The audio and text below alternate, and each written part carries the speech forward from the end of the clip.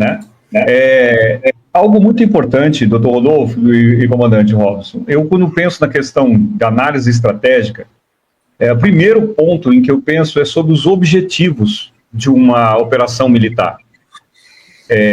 Kursk começa errado, sem um objetivo claro, ocupar um território para fazer troca, foi isso que foi anunciado em relação ao que aconteceu. Então, primeiramente, quanto aos objetivos, acho que é uma questão bastante difícil de se explicar. Terreno e condição ambiental é um segundo elemento importante numa estratégia, numa análise aí.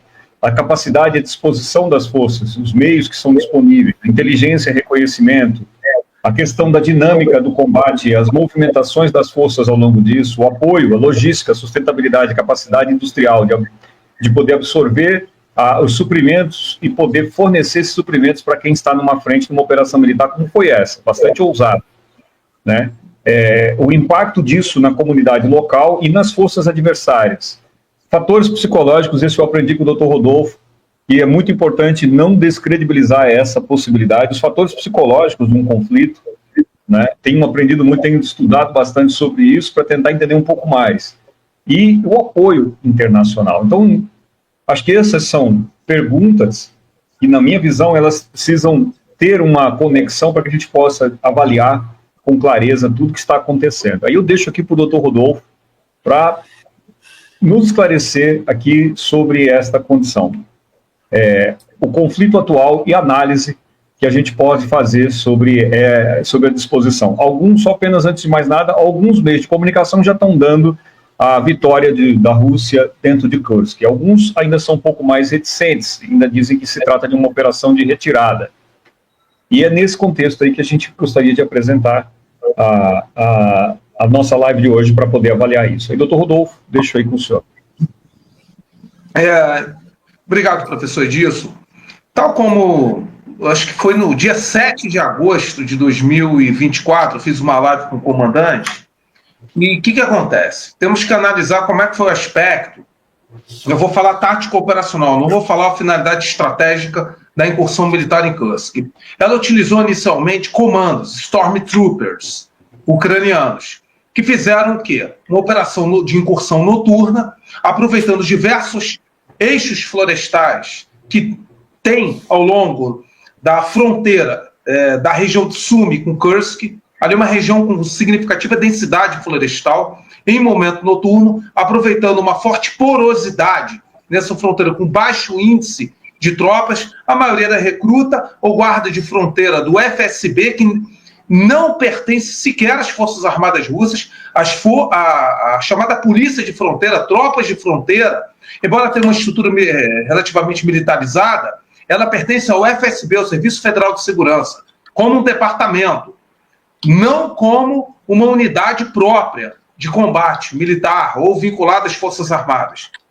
Elas foram surpresadas, não havia um sistema de vigilância de drones massivo e, consequentemente, esses comandos, além de fazerem a captura de vários recrutas que ali estavam, iniciaram uma incursão ligeira através do uso maciço de veículos blindados de combate de infantaria, APCs, ou seja, veículos de transporte pessoal e veículos de reconhecimento leve. Quais categorias? Principalmente Striker americano, o Senator canadense, o Marder alemão. E fizeram, consequentemente, iam fazendo essas incursões ligeiras. Os assentamentos eram assentamentos ali dessa região de pouco índice populacional, pouca demografia. Só para vocês terem ideia, estamos agora falando muito de Sudza. Sudza tinha 6 mil habitantes. 6 mil era a cidade mais populosa de todo o entorno. Korenevo, mais ao nordeste, que tinha em torno de 30 mil. Os comandos ucranianos foram se filtrando nesses assentamentos, que tinha 300, 400, 500, 1000 pessoas, aproveitando a pouca densidade, não só de tropas, mas de unidades mesmo, de órgãos de aplicação da lei situados nessa região. Então, consequentemente, diante dessa incursão, como é que os ucranianos faziam? Os ucranianos faziam a incursão blindada, chegavam a um determinado assentamento, faziam uma operação de desembarque e começaram a instalar, diante de todo um eixo de cinturão, tomando por parâmetro Sudza, vários centros de comando e controle temporários, pontos de implantações temporários, que funcionariam como elementos de interconexão, a qual teria um posto avançado de comando e controle, teria estações de rádio base, estações também de guerra eletrônica e o uso maciço também de pontos de controle de lançamento de drones, principalmente drones FPV. E, consequentemente, iam firmando os comandos, o quê? Controle desses assentamentos. Só que é uma operação que, vamos dizer, que não teve vínculo com táticas da OTAN. Quem disser isso está mentindo. Eu estudei, escrevi 2 ensaios longos no Velho General sobre como se deram as manobras táticas ucranianas. Me perdoe falar, seguiram estritamente os manuais da OTAN. Não tem como dizer que não foram de acordo com os manuais da OTAN. Comandos, infiltração, instalação de pontos de plantação temporária de comando e controle, com utilização de guerra eletrônica e uma introdução nova na guerra moderna, os postos de lançamento e de controle de drones, com estações, inclusive, repetidoras, para manter, né, os sinais. E uso maciço de blindados para assaltos ligeiros e rápidos e penetração profunda em tempo rápido. Só que tem um detalhe.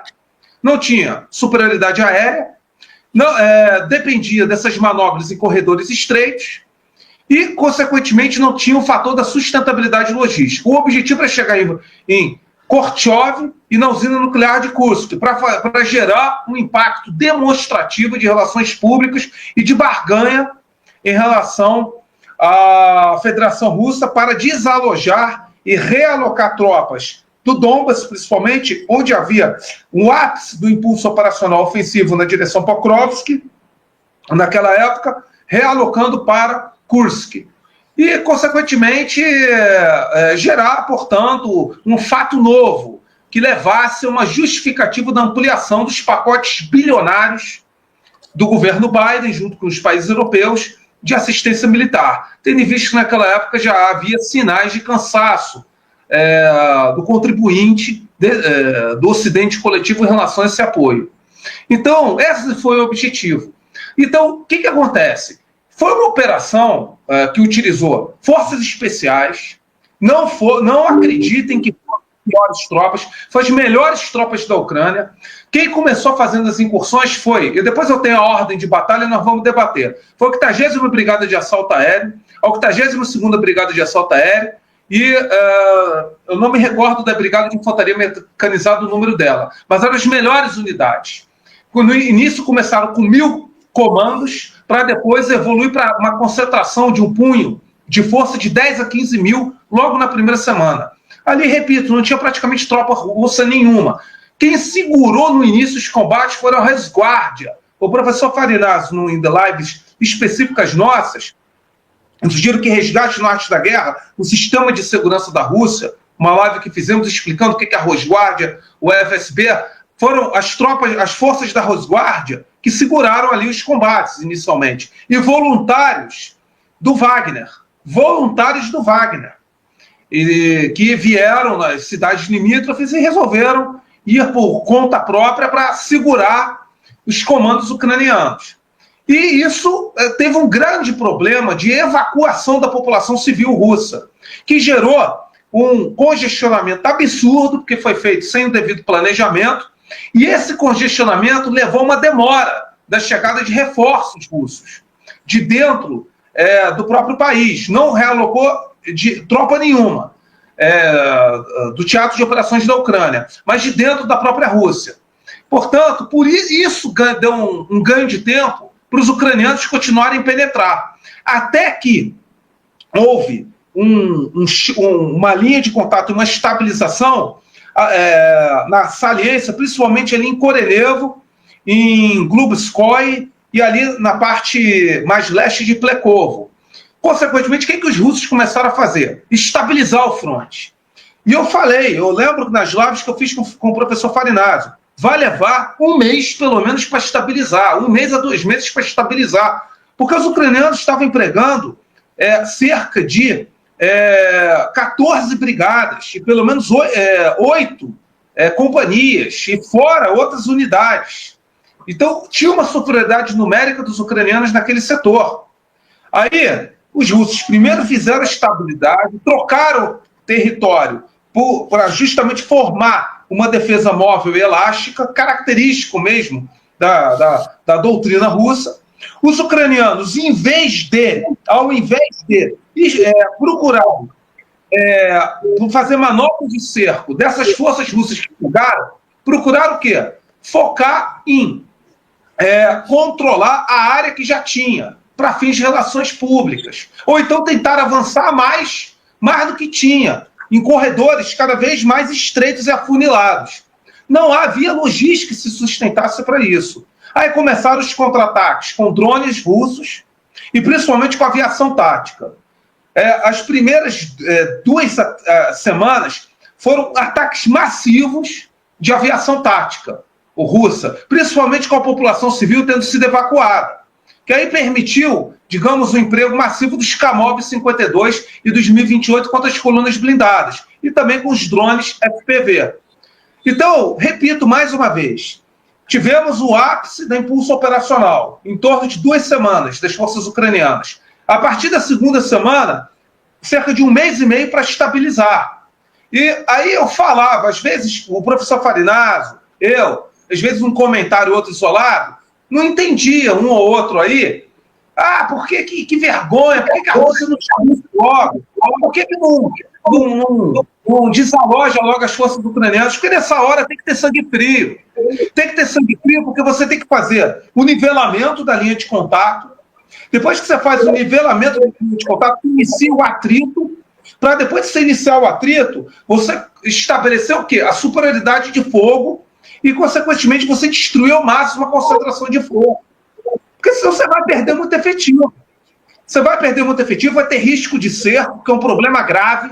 Você tem que focar na logística do inimigo, senão o inimigo ele vai ficar despejando reserva, ele vai garantir uma sustentabilidade operacional. Nesse ponto, o mérito do Alexei Duinin, que foi logo requisitado pelo Kremlin para coordenar a interoperabilidade das forças, que havia um problema sério de interação interdepartamental da Rosguardia, dos veteranos do Wagner, dos fuzileiros navais da Frota do Mar Negro, ou 110ª Brigada que chegou lá.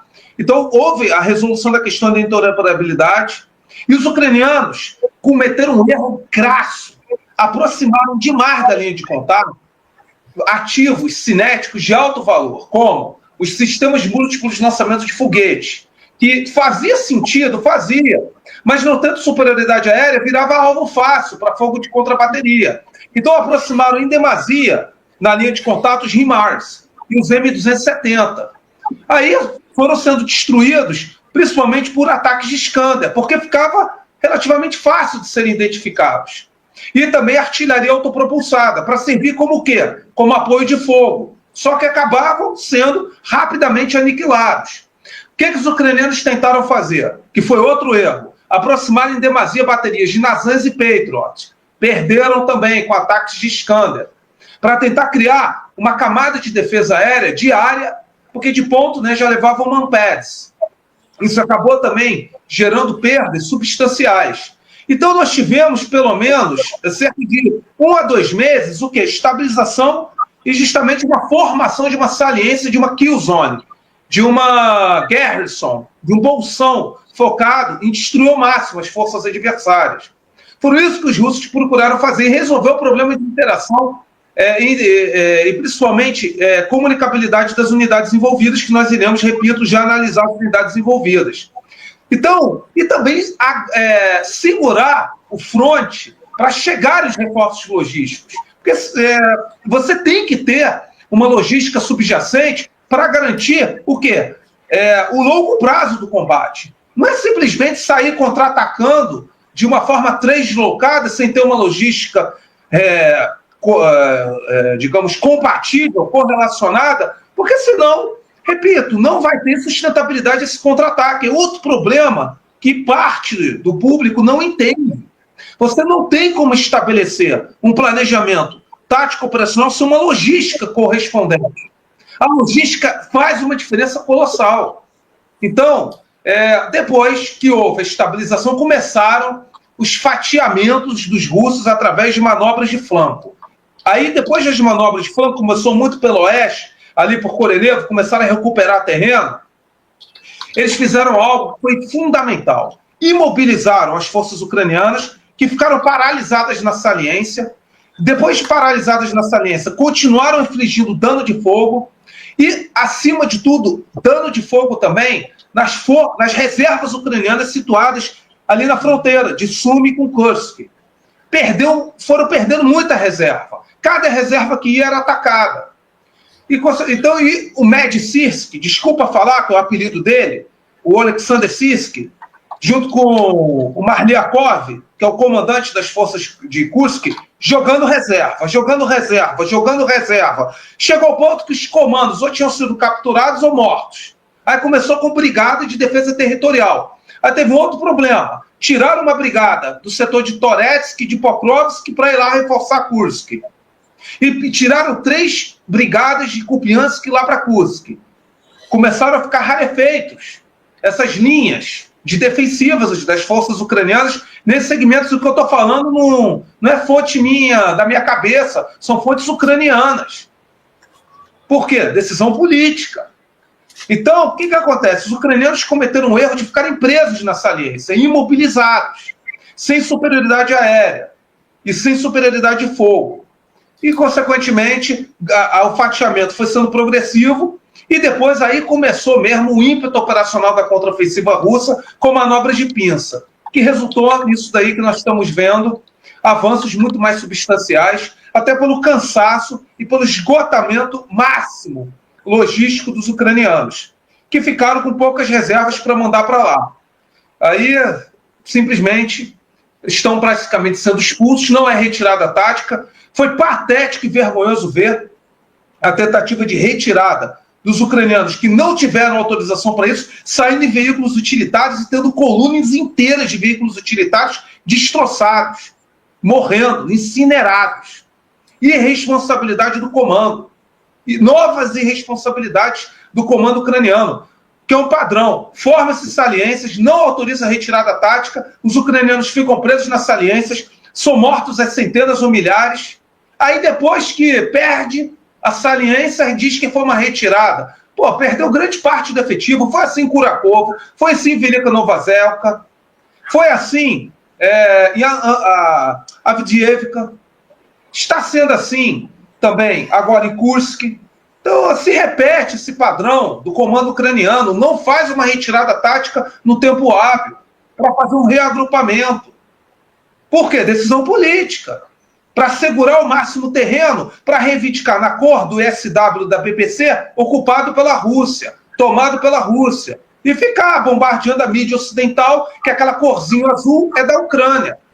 E aí, a grande parte do público não analisa que guerra não se molda só por mapas, guerra se molda por sustentabilidade das forças, capacidade de combate a médio e longo prazo, preservação das unidades melhor treinadas, melhor capacidade, restauração de combate, reposição de forças, capacidade de rotação, logística, tudo isso são variantes de influência que não estou inventando na minha cabeça, isso tudo é estudado, mas se esqueceu, porque a corzinha do mapa vale mais do que tudo. Por quê? Porque essa guerra é pautada, como o senhor falou, pelas operações psicológicas, em que o mapinha da cor azul ocupado pela Ucrânia é o que define se está ganhando ou se está perdendo. E não o que o comandante Farinazzo descobriu e que, sinceramente, me doeu ver aquilo. Um vídeo de 3 minutos e 42 da Rádio Free Liberty, tomaram vergonha na cara para mostrar isso. Uma imagem de drones, que é impressionante, nunca vi uma dimensão assim também. Um cemitério ucraniano com milhares, dezenas de milhares de sepulturas. Isso um dos cemitérios. Porque eu já denunciei isso desde 2023. O governo de Kiev licitou 400 hectares na zona metropolitana de Kiev mesmo, para cemitérios. E na região de Kharkiv, em 2022, foi feita uma foto. Poucas sepulturas, agora está entupido. E esse é o preço de aventuras como Kursk, da guerra até o último ucraniano, em que a corzinha do mapa é que define o planejamento tático operacional, em que dane-se a preservação das reservas. 20 bilhões de dólares destroçados e despejados e desperdiçados em equipamento na saliência de Kursk. E nós temos think tanks, principalmente da União Europeia, que até 2 meses atrás dizendo que Kursk foi um grande diferencial para as forças ucranianas retomarem o ímpeto. Eu estou falando porque está lá. Tem esses absurdos. Nem tem vergonha de apagar. Tem. A gente localiza no Google. E, tragicamente, do ponto de vista tático operacional, está sendo um verdadeiro desastre. Um desastre, a qual os próprios ucranianos hoje criticam violentamente. Então, esses são os análises tático-operacionais de caráter preliminar do conflito, dessa aliança de Kursk.